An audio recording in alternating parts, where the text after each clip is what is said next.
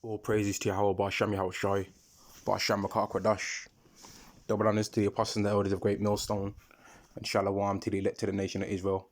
This is going to be a lesson on those who mock the poor. Right? There's a lot of people out there in this world that like to mock the poor. Right? But the scriptures speak against doing that. And I'm just going to read a few scriptures on it and we'll go into the lesson. This is Proverbs chapter 17 and verse 1. Better is a dry morsel and quietness therewith than a house full of sacrifices with strife. So what that's saying is it's better to have a small amount in your house but be at peace than to have a full house, right, with all abundance of goods, but then you've got a lot of strife.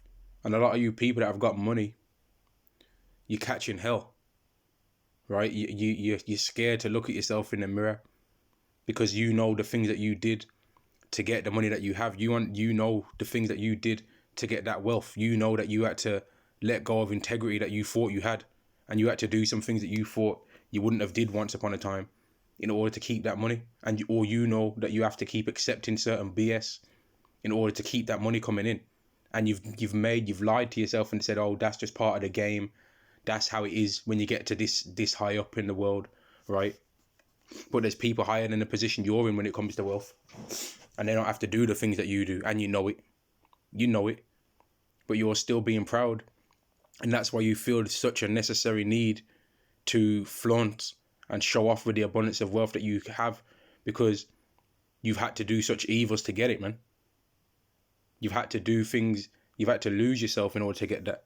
This is Proverbs chapter 17 and verse 5. Whoso mocketh the poor reproacheth his maker, and he that is glad at calamities shall not be unpunished. So if a person's happy and mocks somebody that's poor, right, and also glad at the calamities of somebody that's poor and likes to try and boast and point that out about them, well, you're gonna fall, man, because Esau is richer than all of you Jakes. Especially this is out to you Israelites, man, that have got money, and you like to show off because of the amount of money that you got, and it's made you proud. It's made you very rude and disrespectful because of the amount of money that you have. But ultimately, you're gonna fall because of that money.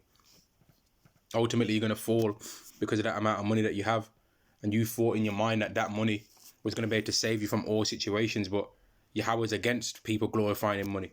Yahweh's against people glorifying how rich they are, because who gave you that money? You didn't give it to yourself, right? 1 Corinthians chapter 4 and verse 7. For what maketh thee to differ from another? So who made you be rich and made another man be poor? Was it because you was a grinder? Because you had that hustle, hard work ethic? Was it because of that? Or was it because God gave it you? And you didn't consider that God might have gave it you to test and see what kind of person you would be. Verse 7 again. For who maketh thee to differ from another? And what hast thou that thou didst not receive?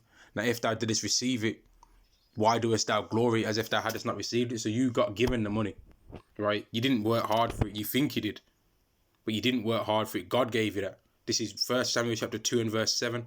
The Lord maketh poor and maketh rich. He bringeth low and he bringeth up. So the Lord lifted you up. He physically made you go and do work to get the things, but the Lord did that. You didn't do it. And the only difference between you having that money and another man not having that money is God. That's the only difference.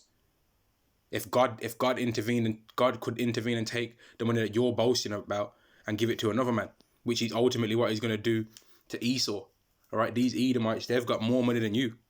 So why are you flexing for? And Esau is the person that's going to be destroyed, so you shouldn't be copying his mentality. That's what he likes to do. He likes to ask a person what job they do, right? And then even if you somehow have more than him, he's going to hate on you and try and kill you and try and steal it from you anyway. That's the Edomite way, man. This is Psalms chapter 73 and verse 3. For I was envious at the foolish when I saw the prosperity of the wicked. This is a society that makes the wicked prosper right now. The wicked prosper in this world, man. The wicked win in this world. I'm not even going to, you know what, yeah, I will read a few more. Verse 4, for they are no bands in their death, but their strength is firm. They are not in trouble as other men, neither are they plagued like other men. And what you Israelites think is that because you see Esau not plagued like other men, and you see that he's got certain wealth, you try and copy the way that he is in order to get the same things that he's got, but you don't realize that he's going to be destroyed. He was ultimately made to be destroyed, man. And he's going to fall. And all of you Israelites that have copied his way, you're going to fall with him. Verse 5, they are not in trouble as other men, neither are they plagued like other men. Therefore, pride compasseth them about as a chain, violence covereth them as a garment. And most rich people are real violent, man, especially Edomites. But rich people will just beat somebody up and pay the fine, man. Right? Like they're very carnal, they're selfish. The money makes them proud, man. Because money allows you to do anything. It allows you a lot of access to certain things that you never even knew existed before in the past.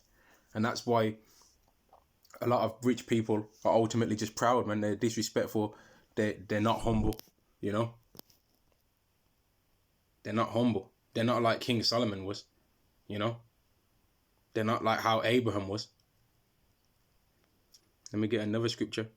Like it's not the time to be mocking the poor and boasting how rich you are, because ultimately when it's all said and done, these riches are not going to mean nothing anyway. This is James chapter 5 and verse 1. Go to now, you rich men, and weep and howl for your miseries that shall come upon you. Your riches are corrupted and your garments moth-eaten. Your gold and silver is cankered, and the rust of them shall be a witness against you, and shall eat your flesh as it were fire. Ye have heaped up treasures together for the last days. Behold, the hire of the labourers which have reaped down your fields, which is of you kept back by fraud, crieth, and the cries of them which have reaped are entered into the ears of the Lord of Sabaoth. So all these rich men, all these Edomites, right, all the wealth that they've got, right, is going to be an evidence against them, because it's all stolen goods. So why would you want to try and, as an Israelite, copy the way of Esau, boasting and flexing in how much money you've got? Why would you want to do that? Verse 5, ye have lived in pleasure on the earth and been wanton. Ye have nourished your hearts as in the days of slaughter. Ye have condemned and killed the just, and he did not resist you. And that's how Esau did. He killed the Israelites. He killed us all the time, continually, when we wasn't doing nothing against him, man. Israelites have been continually trying to be friends with Esau, but he ain't trying to hear that. There was that one video that's been up recently where you had the Israelite trying to ask the Edomite police officer if he wanted to pray with him, and the Edomite cop said, "I don't believe that your prayers go above your head," meaning I don't think your prayers go to God. That's what he was saying to him. I don't think your prayers go to God. Then he was saying, so then the Israelite was saying, well, do you think if I've got a penny and you've got a penny, that my penny's the same worth as your penny? And he was like, I'm gonna do what with my penny, what I want to do with my penny. Don't worry about my penny. He was just carnal and ultimately aggressive, right? But he's supposed to be like that anyway, because we're enemies. But what they didn't realize is that they're gonna pay for the things that they did as well, man. And Yahweh's gonna take away all their wealth and take away all their riches. He's gonna take all that away.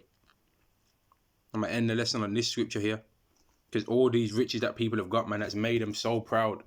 When it's all said and done, it's going to mean nothing. Let me jump to verse 1.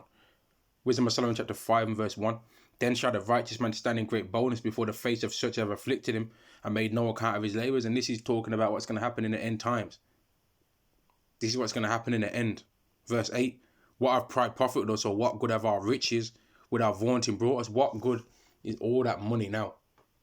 Right? What good is all that money right now? What's money worth when someone's got when you're on a boat, right? You really think if you've got stocks and shares and you're getting put in chains, that you're gonna be able to still go and check and try and collect your dividends? I don't think so, mates. You ain't gonna be collecting them dividends, you know. There's a particular scripture that I was looking for now as well. Shall thou say to him that they are God in the hands of them that slay thee? Let me see if I remember where that is. Salakia, give me a second, please. I want to try and find that scripture.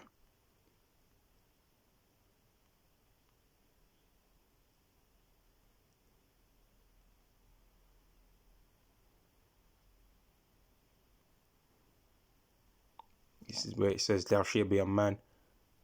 Here we go. Let me mark that. This is Ezekiel chapter 28 and verse 9. Wilt thou yet say before him that slayeth thee, I am God?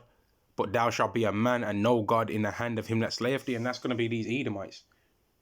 They're not going to be able to try and boast about how much money they got Oh, I make 20,000 K a month. What do you make? You know? I bet you're unemployed. They ain't gonna be able to talk like that. They're gonna be the ones working. Like, I've never really understood the boast that people have about saying that they go and work for somebody else. Anyway, I've never really understood that, to be honest with you. I ain't really understood the boast of like being happy that you've got a job that you just living paycheck to paycheck. If you got a job and it's making you a large amount of money, I guess you could kind of somewhat still then think something. But ultimately now that we're enlightened, we know that that's not the way to think, man. Verse 9 again. Wilt thou yet say before him that slayeth thee, I am God, but thou shalt be a man, and no God in the hand of him that slayeth thee? Because you ain't going to be able to try and use none of that stuff that you had.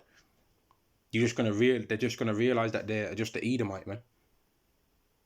They're just gonna know that they're an Edomite. They're not gonna be able to try and say that any of the things that they said that there was, that IQ test and all that IQ talk that they made up, that fake doctrine that they made up about IQ and all that.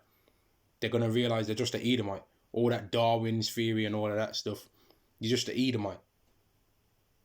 All that high value man talk and all of that stuff. Nah, you're just an Edomite, man.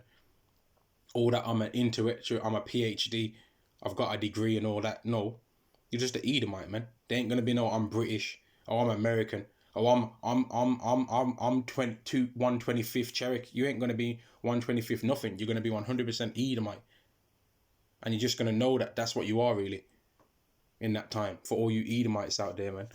But they try and now flex on their wealth, and that's why us Israelites shouldn't be trying to boast in our money. I know of an Israelite that doesn't have it. And why is that? Well, let me get the scripture again. Because that's a reproach to Yahweh, man. This is Proverbs chapter 17 and verse 5. Whoso mocketh the poor reproacheth his maker, and he that is glad at calamities shall not be unpunished. So we ain't supposed to be glad at somebody else's fall. We ain't supposed to be glad at somebody else's fall that's poor, man. We ain't supposed to be happy that another Israelite's poor. Because what benefit is that to us that another Israelite's poor? It would actually be more of a benefit to every single Israelite if all Israelites were rich, to be honest with you. It would be more of a benefit for every single Israelite to have wealth. And Yahweh's going to do that one day. To the scripture, I'm not going to look for it. I can't remember where it was, but it says roughly something along the lines of, you can search for it yourself. It says roughly something along the lines of, except when there shall be no poor among you. Let me see if I can find it. I think I know where it was. I think it was Deuteronomy 15:1, but maybe I'm wrong. Yeah, I'm wrong. Alright, yeah, I'm going to end the lesson there. All praises to Yahweh, Ba'ashem Yahweh Shai, Ba'ashem Makar Kodash. Double honors to the apostles and the elders of Great Millstone, and Shalom to the elect to the nation of Israel. Shalom.